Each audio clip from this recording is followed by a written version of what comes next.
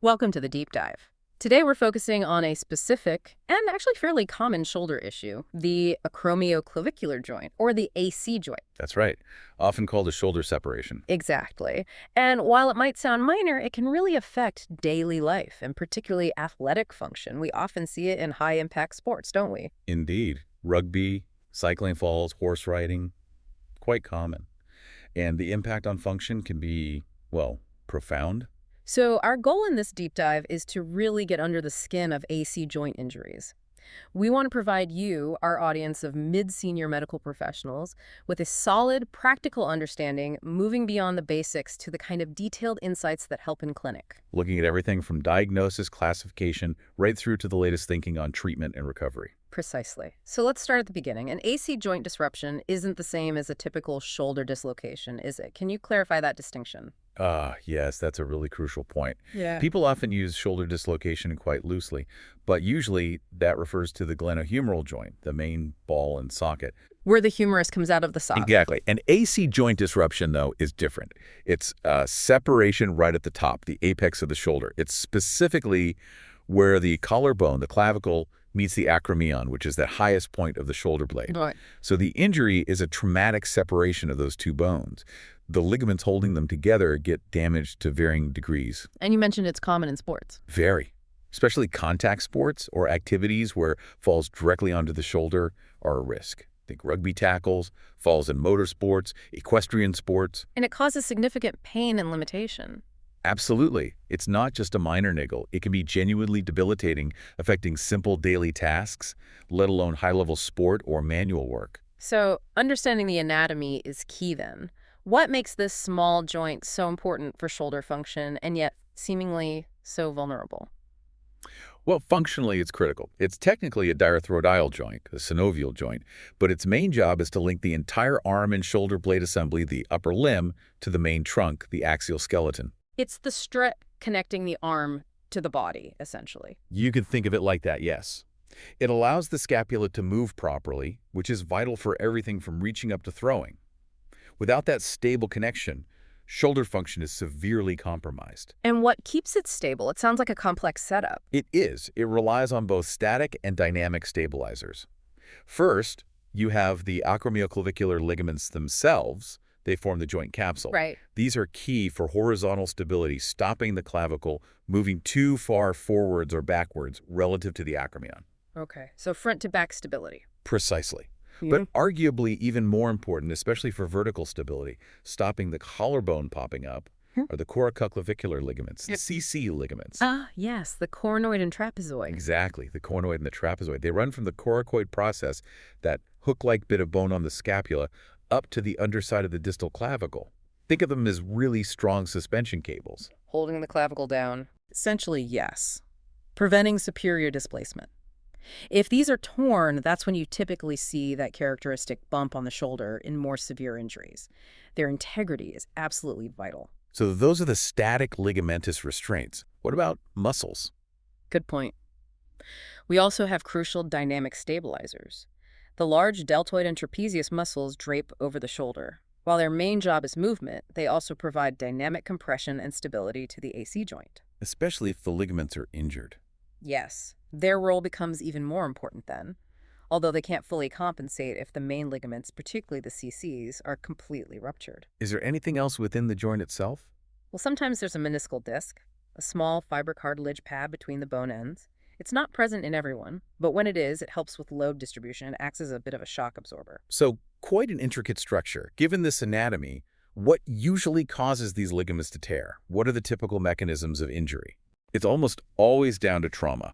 A significant force applied to the joint that overcomes the strength of those ligaments. Right. The most common mechanism, by far, is direct trauma. This is usually a fall directly onto the point of the shoulder, hitting the acromion, often with the arm tucked into the side, adducted. Like in a rugby tackle or falling off a bike? Exactly that scenario. Yeah. The force drives the shoulder blade downwards, but the clavicle stays put, creating this massive shear force across the AC joint, tearing the ligaments. Okay, that makes sense. Are there other ways it can happen? Yes, less commonly, you can get indirect trauma. The classic example is a fouche injury, a fall on an outstretched hand. Yes, foosh. The force travels up the arm, through the humerus and scapula, and ultimately stresses the AC joint. Yeah. We also see some cases of repetitive microtrauma, maybe in weightlifters or overhead athletes, but that's usually a lower grade issue managed differently. You mentioned earlier it's common. Are there specific groups more at risk? Yes, there's a really striking demographic pattern. Males are affected much more often than females. The ratio is something like 5 to 1. 5 to 1, that's significant. It is, and it's particularly prevalent in the 20 to 35 age group. This strongly correlates with higher participation rates in those high-risk contact sports and activities we discussed.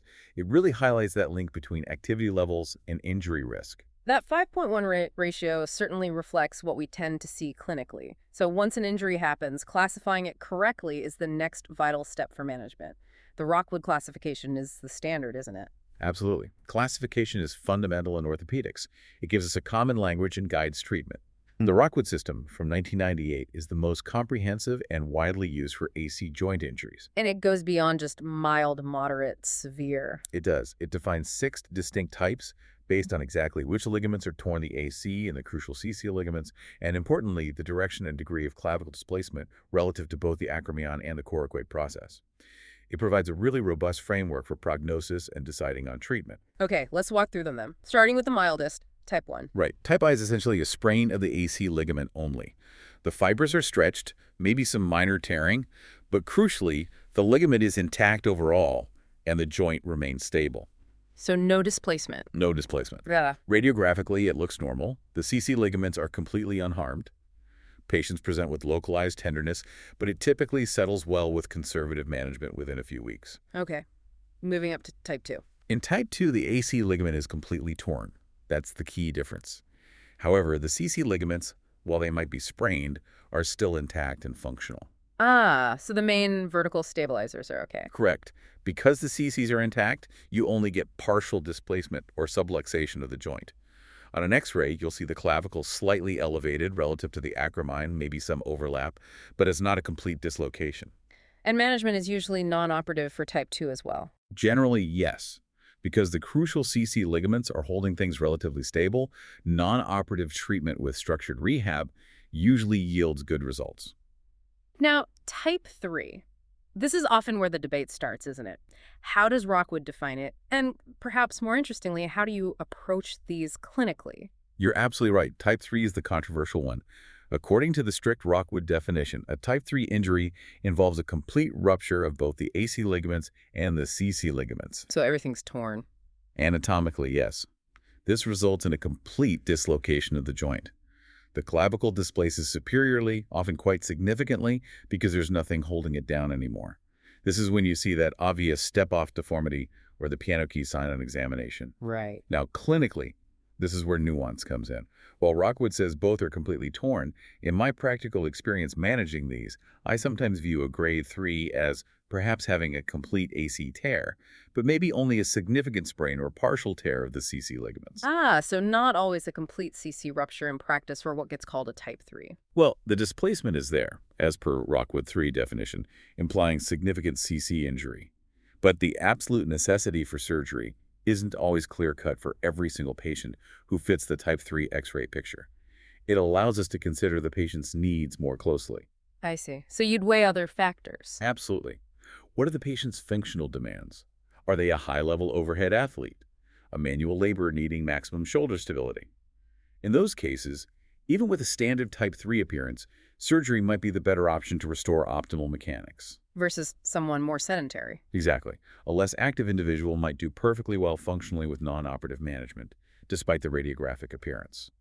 This contrasts sharply with what I might term Category 3 injuries in my thinking, encompassing Rockwood types 4, V, and 6. The more severe types. Yes. In those, there's absolutely no doubt both ligament complexes are completely disrupted, the displacement is far more dramatic, and the instability is profound. Surgery is almost always required for those higher grades. So, for type 3, it's about bridging that gap between the strict anatomical classification and the individual patient's context. That's a really helpful clinical perspective. Okay, let's look at those higher grades then, starting with type 4. What's the defining feature there? Type 4 is defined by posterior displacement. The clavicle doesn't just go up, it goes backwards, often getting trapped behind or even punching through the trapezius muscle. Buttonholing through the muscle. That's the term, yes. This makes it incredibly unstable and very difficult to reduce and hold non-operatively. Because of this inherent instability and the soft tissue damage, early surgical stabilization is pretty much always necessary to avoid long-term problems. Right. And type V, how much worse does it get? Type V represents a very severe superior displacement. We're talking significant vertical distance between the clavicle and the acromion, often 100% or more displacement compared to the normal side. Wow. This indicates not just complete AC and CC ligament rupture, but also extensive stripping of the muscle attachments, the deltoid and trapezius fascia from the distal clavicle. The deformity is usually very obvious. And surgery is mandatory. Almost invariably, yes. Yeah. The instability is profound, the functional deficit is huge.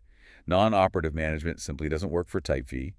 You need surgery to restore function and stability. And finally, the rare type 6. Type 6 is indeed very uncommon. Here, the clavicle displaces inferiorly, downwards, getting lodged underneath the acromion or, even more rarely, the coracoid process. Downwards, how does that happen? Usually requires a very specific high-energy impact.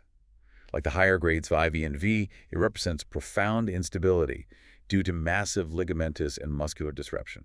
Surgery is required here too. So that covers the adult classifications. But you sometimes see these in children. Are there special considerations for pediatric AC injuries? Yes, a very important distinction. Children aren't just small adults, especially skeletally. The key difference is the periosteum around the distal clavicle in a child, that fibrous sleeve covering the bone. It's stronger in kids. It's relatively much thicker and stronger compared to the ligaments themselves. So when a child sustains a force that would tear ligaments in an adult, in the child, it's more likely to cause an injury through the bone's growth plate, physis, or cause the periosteal sleeve to tear or avulse off the bone, rather than a pure mid-substance ligament tear. So the injury pattern is different. Exactly.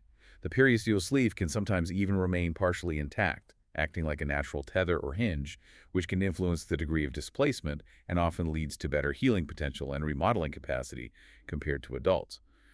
While you can still see injuries resembling the higher Rockwood types in children, the underlying pathology and healing response are different. That's fascinating. Okay, let's shift to diagnosis. We suspect an AC joint injury. How does the patient typically present, and what's the diagnostic pathway? Well, the presentation really mirrors the severity, the Rockwood type. For lower grades, type I and II, the main feature is localized pain, right over the AC joint. It's often quite tender to touch. And worse with certain movements? Definitely. Bringing the arm across the chest, horizontal adduction usually provokes it. Lying on that side at night is often very uncomfortable too. You might see some mild swelling, but usually no obvious deformity. And for the higher grades, 3 and above? It's usually much more obvious. Besides more intense pain, you'll likely see that visible deformity, the step-off or bump where the clavicle's riding high. The whole arm might hang slightly lower on the affected side. So the visual inspection is key. What about the hands-on clinical examination? What are you specifically looking for? The physical exam is crucial. First, visual inspection for that asymmetry or step-off deformity. Then, careful palpation directly over the AC joint itself. Tenderness is a very consistent sign. And testing stability. Yes. We gently assess for abnormal movement. Can you press the clavicle down? Does it reduce? Does it spring back up when you release pressure? The piano key sign. That indicates instability. Do you ever hear or feel anything? Sometimes, yes. During testing, or even with the patient's own movement, you might hear or feel a painful clunk as the joint subluxes or reduces. That's a strong indicator of significant ligament damage. We also check range of motion, noting pain on specific movements like adduction or elevation. Okay, so clinical exam gives you a strong suspicion. How does imaging confirm things and help classify the injury accurately? Let's start with x-rays. X-rays are the first-line investigation, absolutely essential. They confirm the diagnosis by showing the relationship between the clavicle and the acromion, revealing the degree of displacement. They also crucially rule out associated fractures. Are there specific views you need? A standard AP view is useful, but often a Zonka view is preferred. It's angled slightly to give a clearer, unobstructed view of the AC joint itself. What about stress views? You hear about those? Yes, stress X-rays can be very helpful, especially if you suspect a type 3 injury. But the resting films look only mildly displaced, or perhaps like a type 2. The patient holds weights in each hand. To pull the arm down. Exactly. The weight stresses the joint, pulling the scapula and arm down, which exaggerates any underlying instability and makes the clavicle displacement much more obvious if the CC ligaments are indeed torn. It helps differentiate between stable type 2 and unstable type 3 injuries sometimes. Right. When might you use a CT scan? CT gives much better bony detail than X-rays. It's particularly useful if you suspect an associated fracture, maybe of the distal clavicle, the acromion, or importantly, the coracoid process. It can also show the degree of static displacement very clearly, especially any posterior displacement seen in type 4. An MRI, is that commonly used? MRI isn't usually the first-line test for an acute, straightforward AC separation. Its strength is in showing soft tissues in great detail. So the ligaments themselves. Precisely. MRI is excellent for visualizing the ligaments directly, assessing the extent of tearing, partial versus complete, and identifying any associated injuries to other soft tissues like the rotator cuff or labrum. It's most useful when the diagnosis is uncertain after X-rays, perhaps in lower-grade injuries with persistent symptoms, or if you suspect complications later on. Okay, that clarifies the imaging pathway. So diagnosis made, classification determined. Now we face the treatment decision, non-operative versus operative. Let's start with the non-operative route. What's the approach, and who's it best suited for? Non-operative management is definitely the mainstay for lower-grade injuries, Rockwood type I and II, and often considered for type 3, as we discussed. The initial focus is purely on symptom control. How do you achieve that? Rest is key initially. Using an arm sling provides comfort and support, ideally a broad arm sling that supports the elbow and takes the weight off the shoulder, rather than a simple collar and cuff. We also use ice therapy frequently in the acute phase to reduce swelling and pain, alongside NSAIDs, nonsteroidal anti-inflammatory drugs. And how long does that initial phase last? It depends. For a type Y, the sling might only be needed for comfort for a week or so. For type 2, maybe longer, perhaps 4 to 6 weeks, for symptoms to really settle. Once the acute pain starts to subside, the focus shifts very quickly towards rehabilitation. So rehab starts quite early then. Can you walk us through the typical phases? Yes, rehab shouldn't be delayed. It's a structured, phased process. Phase 1 is the acute phase. Pain control, protecting the joint, but starting gentle range of motion exercises, often passive or active assisted, and isometric exercises, contracting muscles without moving the joint much. Keeping things moving gently. Exactly. Then phase 2 is about strengthening. As pain allows, we introduce isotonic exercises, moving against resistance, initially keeping movements below shoulder height to avoid stressing the joint too much. We focus on strengthening the rotator cuff, the scapular stabilizers, the bigger shoulder muscles. Building back the support system. Precisely. Phase 3 involves progressing to more functional movements, increasing strength, power, endurance, and crucially, neuromuscular control, teaching the muscles to work together effectively again, getting ready for more demanding tasks. And the final phase. Phase 4 is the return to activity. This is highly individualized, focusing on sport-specific or work-specific drills, gradually reintroducing the demands the patient needs to meet. For example, return to contact sports might be considered around 6-12 weeks, depending on progress and injury severity. That sounds very thorough. What are the typical outcomes for non-operative treatment, say for types I and 2 and maybe selected type 3? For type I and 2, the outcomes are generally excellent. Most patients get significant pain relief within a few weeks, and many athletes can return to sport quite quickly, sometimes within 2-4 weeks for type 2. Full recovery might take up to 12 weeks, perhaps a bit longer, for some type 3s managed this way. Are there any potential downsides or long-term issues with non-operative management? While most do very well, a minority might experience persistent symptoms. This could be some residual ache, discomfort with specific activities, or potentially developing AC joint arthritis down the line. There's also some evidence suggesting a slight reduction in things like bench press strength in some individuals, although most don't find it functionally limiting. If symptoms are still significant at 6 months, they're more likely to persist beyond a year. Okay. So when does surgery become the recommendation? What are the main indications and the goals of operating? Surgery is generally reserved for the higher grade injuries, definitely types 4, V, and 6, and it's strongly considered for type 3 injuries, particularly in active individuals with high demands, or when non-operative treatment for a type 3 has failed to provide satisfactory function or pain relief. And what are you trying to achieve with surgery? The main goals are, firstly, an anatomical reduction, getting the clavicle back into its proper position relative to the acromion and coracoid. Secondly, secure fixation to hold it there while the tissues heal. And thirdly, restoring stability both horizontally and vertically to allow for good long-term function. Ultimately, we want a stable, pain-free shoulder. How have surgical techniques changed over the years? Oh, considerably. Older techniques, like the Weaver-Dunn procedure, often involved resecting the end of the clavicle and using local tissues like the coracoacromial ligament for reconstruction. Now, the trend is much more towards anatomical reconstruction, often using stronger fixation methods. Like what? Things like suspensory fixation devices have become very popular. These use strong sutures or synthetic tapes passed around the coracoid and through tunnels in the clavicle to replicate the function of the native CC ligaments. Some techniques involve plates or screws, though these often require removal later. In chronic cases, sometimes biological grafts are used to augment the repair. You mentioned there are over 100 techniques described. That suggests there isn't one single best way. That's absolutely right. The sheer number of techniques reflects the ongoing challenge and the lack of universal consensus on the perfect repair. Options range from direct ligament repair, if possible acutely, using local tissue transfers, synthetic ligaments, suture button devices, hook plates. The list goes on.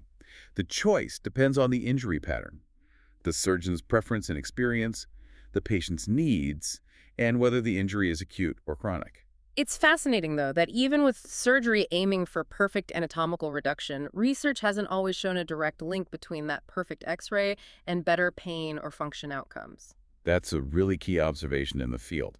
While we strive for anatomical correction, the correlation between radiographic appearance and patient-reported outcomes isn't always straightforward. So a perfect X-ray doesn't guarantee a perfect result for the patient? Not necessarily.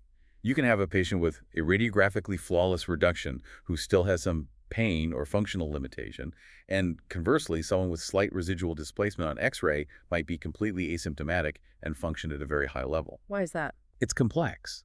Factors like muscle strength, neuromuscular control, individual pain perception, biological healing response, and the demands placed on the shoulder all play a huge role. It underscores that our ultimate goal isn't just to fix the X-ray image, but to achieve a stable, painless shoulder that allows the patient to return to their desired activities. Patient function and satisfaction are the real measures of success. A very important perspective. So looking at the bigger picture of prognosis, how do the recovery paths and long-term outcomes generally compare between non-op and surgical approaches? Well, for types 1 and 2, non-op is the clear winner, good outcomes, quicker return to activities generally. Sling use is short, maybe 7-10 days for type 1, perhaps 4-6 weeks for type 2 protection. Long-term studies show good results, though as mentioned, a few might have lingering issues or develop arthritis later. If symptoms persist at 6 months, they might linger longer. And for the higher grades where surgery is more common? For types 3 and above, surgery generally provides better anatomical reduction and stability. However, it comes with a higher risk of complications compared to non-operative treatment. What kind of complications are we talking about? Things like mild residual instability can still occur, despite the surgery. Hardware issues are possible migration, prominence needing removal. Infection is a risk, though thankfully low, maybe around 1%. Nerve injury is rare but possible. Stiffness or soft tissue ossification can also occur. So there are definite trade-offs. Absolutely. Non-operative might mean quicker initial recovery, but potentially more residual instability or cosmetic deformity for higher grades. Surgery aims for better anatomical stability, but has a longer recovery and carries those surgical risks. Despite the risks, though, meta-analyses show high return to sport rates, around 94%, for patients having surgery for type 3 or higher injuries. And rehabilitation after surgery is presumably just as crucial. Even more so, arguably. Post-surgical rehab is absolutely vital to protect the repair, regain motion safely, build strength, and ultimately optimize the outcome. It's carefully progressed. What does that involve initially? Initially, there might be restrictions, perhaps limiting abduction above 90 degrees for a period. Gentle pendulum exercises are often started early to maintain some motion and prevent stiffness without stressing the repair. And then building up. Yes, then progressively introducing range of motion, followed by strengthening exercises for the rotator cuff, deltoid, and scapular muscles. It's all about providing dynamic support to the reconstructed joint. The protocol needs tailoring to the specific surgery performed. So, summing up the long-term picture. It really hinges on the initial injury, severity, and the chosen management. But regardless of whether it's non-op or surgical, a meticulously planned, patient-specific rehabilitation program is paramount. That tailored rehab, considering the patient's individual goals and activity levels, is probably the single most important factor in achieving the best possible long-term function. Okay, that leads us nicely into modern approaches. Many listeners will be keen to hear about current thinking on reconstruction. Could you share your management philosophy, particularly how you differentiate acute versus chronic injuries when deciding on intervention? Certainly, my approach is very much guided by the timing, the acuity of the injury. I generally define acute as less than about 1 week from injury. And how does that guide your initial steps? For most acute injuries, 1 week after diagnosis, my preference is usually to start with conservative management. That means a sling, but mainly just for comfort, not strict immobilization, analgesia for pain, and crucially, starting rehabilitation with early active mobilization as soon as the patient feels able. So give conservative treatment a chance first in most acute cases. In many, yes. Let the initial inflammation settle, see how the patient progresses functionally. However, there are definite exceptions where I'd recommend early surgery even in the acute phase. Such as Cases with really severe pain, especially if the clavicle is clearly buttonholed through the trapezius, a type 4. Also, high-level overhead athletes often benefit from early surgery to restore mechanics optimally. Any associated neurovascular injury or an open fracture are, of course, immediate surgical indications. what's your follow-up strategy then for those managed conservatively initially? I typically review them at 3 weeks. If they're improving well, symptoms settling, function returning, we continue with the symptomatic management and gradual return to activity, planning another review around 3 months. And if they're not doing well at 3 If weeks? they're still really struggling with pain or instability or just not coping functionally, then I'd offer early surgical reconstruction at that point.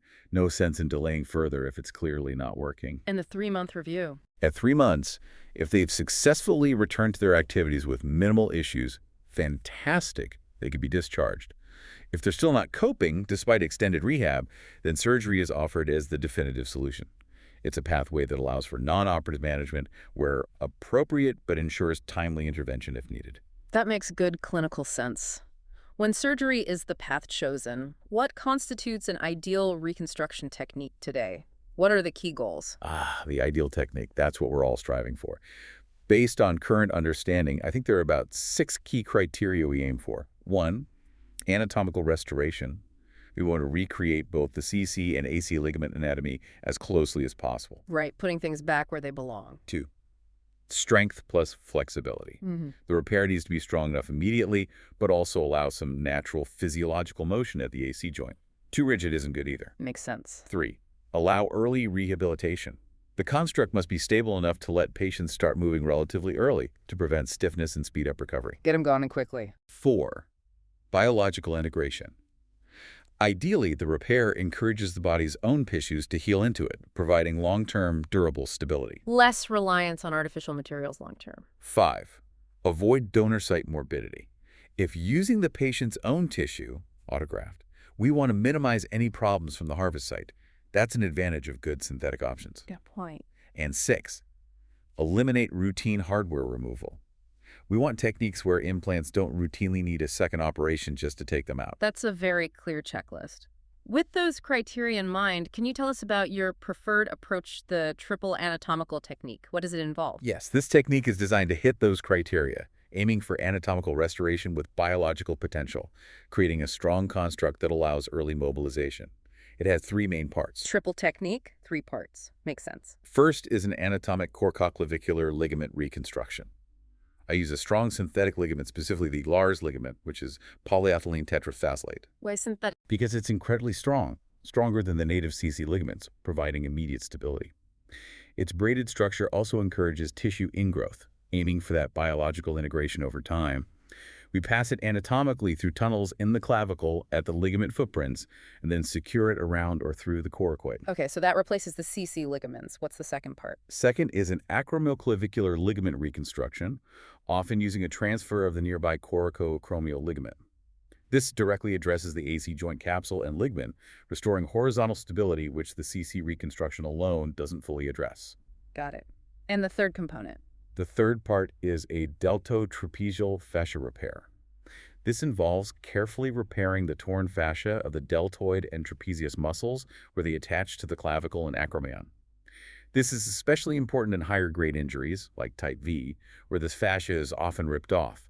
It adds significant reinforcement and dynamic stability to the whole construct. So you're rebuilding the CCs, the ACs, and reinforcing the muscle envelope. Exactly. It's a comprehensive belt and braces approach. We also believe transferring a ligament, like the CA ligament, might help restore some proprioception, that joint position sense. Overall, we find it safe, reproducible, and very effective at restoring stability, which allows for that crucial early recovery and return to sport. It certainly sounds robust. Finally, for those patients, especially athletes, undergoing this kind of reconstruction, how do you manage their return to sport? What are realistic timelines? Return to sport is always a gradual, criterion-based process, not just about time. It absolutely requires teamwork between me, the physiotherapist, and often strength and conditioning coaches. Everyone has to be on the same page. Completely. We need to see the patient meet specific functional milestones, strength, range of motion, stability, sport-specific movements before they progress. But based on our experience, contact athletes like rugby players usually take around 3 to 4 months post-op before returning to full contact. They need that time for solid healing and to rebuild the strength to withstand impacts. And overhead athletes, pitchers, tennis players. They typically need longer, often 6 to 9 months. Their sports require extreme ranges of motion, power, and fine motor control. Rushing them back risks re-injury or poor performance. Any activities that allow a quicker return. Interestingly, we find horse riders and cyclists can often get back sooner, sometimes in less than 3 months. While falls can cause the initial injury, the actual activity itself doesn't usually place the same high-impact repetitive stress on the AC joint as contact or overhead sports. And sport-specific rehab is key throughout. Absolutely critical. A rugby player needs drills with a ball, controlled contact simulation. A swimmer needs pool-based rehab. Tailoring the exercises to mimic the demands of their specific sport ensures they are truly ready and confident when they return to competition. Professor, this has been incredibly insightful. We've covered a huge amount, from the basic anatomy right through to your specific advanced surgical technique for AC joint disruptions. Thank you for clarifying so much complexity. It's been a real pleasure. These are common injuries, and getting the management right, based on a detailed understanding, really does make a difference for our patients. Absolutely. Just as a final thought for our listeners, as our understanding of biomechanics and biology continues to advance, perhaps with things like better biological augmentation or even more refined, minimally invasive techniques, how do you see the approach to AC joint stability and recovery evolving further in the future? That's the exciting part, isn't it? Always looking ahead. Indeed. If this deep dive has sharpened your perspective on AC joint injuries, please do consider rating and sharing it with your colleagues. Thank you for joining us. Thank you.